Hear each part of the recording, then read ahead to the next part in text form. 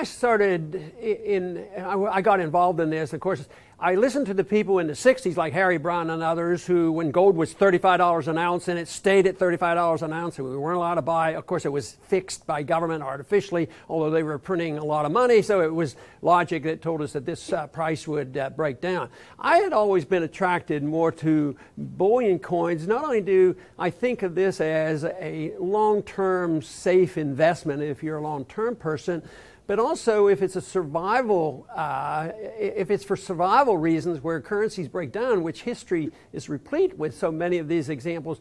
Do you stay away from that language, or do you let people know that there's a time when coins might be used for survival reasons as well? Ron, I have on my website a page dedicated to survival coins, and typically when I talk about survival coins, I like the silver products. You know, there's more flexibility when using silver. The drawback with silver is that the bulk and the weight is 65 times what you get with gold. However, for the average person who's putting a few $1,000s into gold and silver, or even $20,000 or $30,000, they're better off with silver than they are gold. They can handle that bulk and weight. When we get the $1 million investors, they typically go with gold, and typically it's kilo gold bars. Well, having watched this for 40 years or so, you know, we go through periods where governments seem to have sort of control. Obviously, they had a control over the international gold price when we held most of the gold, and it was $35 an ounce, although that finally broke down when the Bretton Woods broke down. Then we go through a period, we had a 10-year period where gold goes from $35 up to $800. This makes a lot of people nervous. And then we went into a period almost 20 years where gold back again was in the doldrums, you know, from 1980 up to the year 2000. But the big thing is that when people are looking at this, they might not know the history and they get emotional about it. They get worried, and justifiably so, because they're going to put some money into it. But, you know, after about the year 2000, gold was really knocked down and held down for a long time. It was just under $300 an ounce. What were you telling people at that time? Were you at that time really anticipating what happened the next 10 years? Because that was quite a bit of an explosion, under 300 all the way up to 1800. Ron, what we ran into during the 80s, during that 20-year period there, the 80s and the 90s, a lot of people, my competitors, left the industry. The only buyers were people who truly understood Austrian economics. They understood that the deficit spending could not continue forever, and they were putting a portion of their assets into gold and silver. Obviously, a lot of those people were buying in the $300 and the $400 range, and they benefited tremendously of what happened when we had the global economic crisis. And actually, we had good rises in the price of gold prior to 2008. But the people who understood Austrian economics, that's basically what I discussed with people. Now, along came the year 2000, and we had the Y2K thing that brought a lot of people into the gold market, and that put in the bottom in gold, and we started getting rising prices. Then we got people who were buying gold simply because the price was rising. They started looking at the economic problems, the budget deficits by the federal government, what's going on in Europe. Basically, more people want to live off the workings of other people. It's really a socialized state. And they say this cannot continue.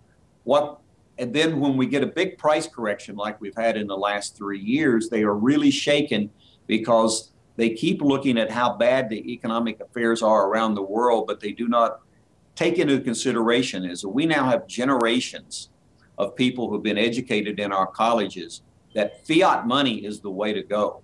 I mean, there is no doubt about it. Paul Krugman is a true believer that all you need is just paper money.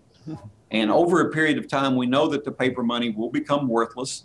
The example I like to use, Ron, here in Phoenix, we have an iconic restaurant called Durant's. Everybody that's been in Phoenix any number of years knows Durant's.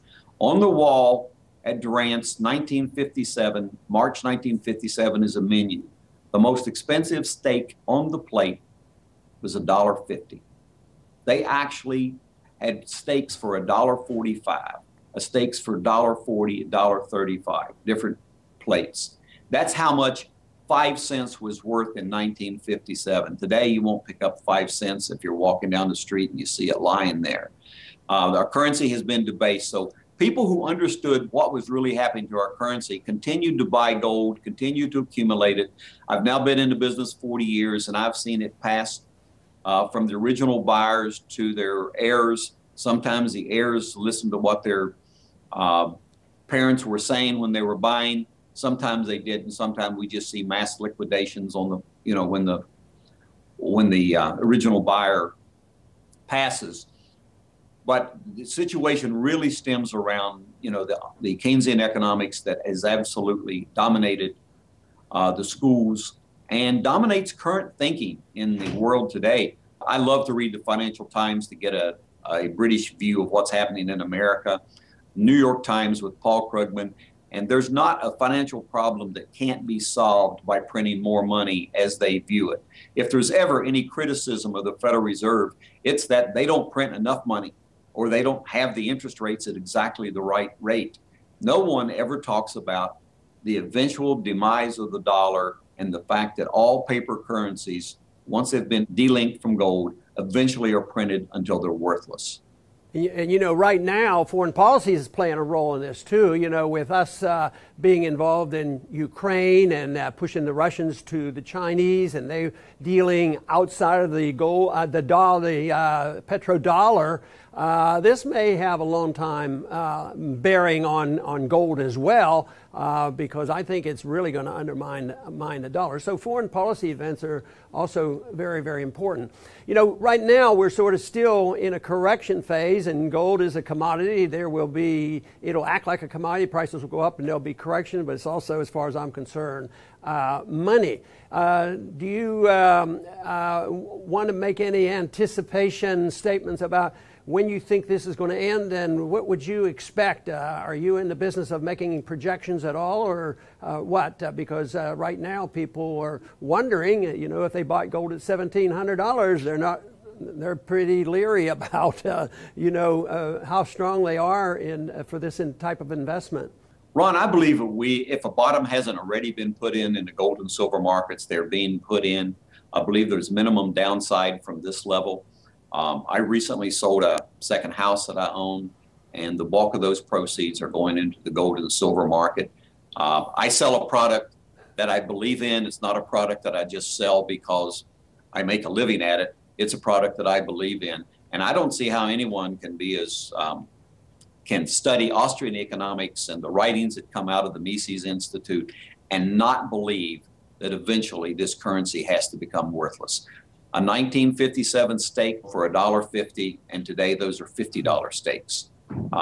That's not a result of the price of meat going up. That's a result of just a massive increase in the money supply. Bill, why don't you go ahead and give your website, so if they the viewers want to look up your website, they can, and also whether or not there's a telephone number. I assume you have people there that will discuss the philosophy you have and what their options might be. Ron, they can view our website at CMIGoldSilver.com. Our 800 number, and we do have, there's 12 of us around here, is 800-528-1380. That's 800-528-1380. And we take calls 7 a.m. to 5 p.m. Mountain Standard Time, Mondays through Fridays. Very good, Bill. And I want to thank you for being with us. And obviously, it's been great to know you over the years, because you've been such a strong supporter of what I've tried to do and the political things that I've been involved in. But obviously, you're a true believer, and you believe in liberty, and you believe in sound money and Austrian economics. So I'm sure that your message will be well received. And thank you very much for being with us. Thank you for having me, Ron. And I want to just say something to the viewers today. I found this interview fascinating, not only because I have visited once again with somebody I've known for quite a few years. But I have to say, the one thing that he did that I always questioned, he kept urging me to run for these presidential races, and I said, why should I have to do this? Because I was always reluctant. But he always encouraged me, and he really believed in what we were doing. So I find it fascinating that he was involved and knew Harry Brown and read his book back a long time ago. And as he's made it very clear, he understands this issue. So if you have any questions, get in contact with him at his website. But thanks for being with us today.